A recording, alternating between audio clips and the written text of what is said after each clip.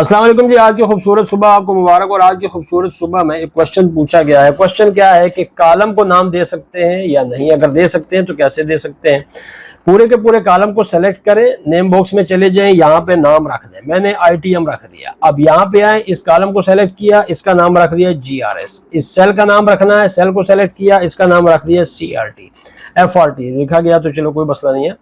अब यहाँ पे मैं कैलकुलेशन करना चाहता हूँ। फॉर एग्जांपल मैं चाहता हूँ कि यहाँ पे सम इफ का फंक्शन लगाऊं ताकि यहाँ पे जो आइटम लिखी जाए उसका टोटल ग्रास अमाउंट से उठाया जाए। तो अब इस आइटम का मैंने नाम क्या रखा था पूरे कॉलम का, ITM। तो मैं यहाँ पे लिखता हूँ जी ITM। उसके बाद मैं क्राइटेरिया में क्या लिख सकता हूँ, FRT। तो क्या नाम रखा था इस सेल का, FRT। तो ये लिख दिया। उसके बाद अब क्या है जी, नेक्स्ट हमारे पास सम रेंज, तो वो है जी GRS।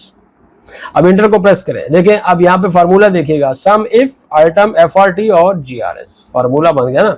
अब यहाँ पे लिखें आप, मैंने यहाँ पे लिखा जी कैमरा, ठीक है। तो आपको यहाँ पे इसका टोटल मिल गया। अगर आप यहाँ पे मोबाइल फोन या मोबाइल स्टैंड लिखेंगे तो आपको यहाँ पे इसका भी टोटल मिल जाएगा। आप यहाँ पे VGA केबल लिखेंगे तो आपको यहाँ पे इसका भी टोटल मिल जाएगा। तो इस तरीके से आप कॉलम को भी नाम दे सकते हैं, सेल को भी नाम दे सकते हैं और बाकायदा से कैलकुलेशंस भी कर सकते हैं। Thank you very much for watching.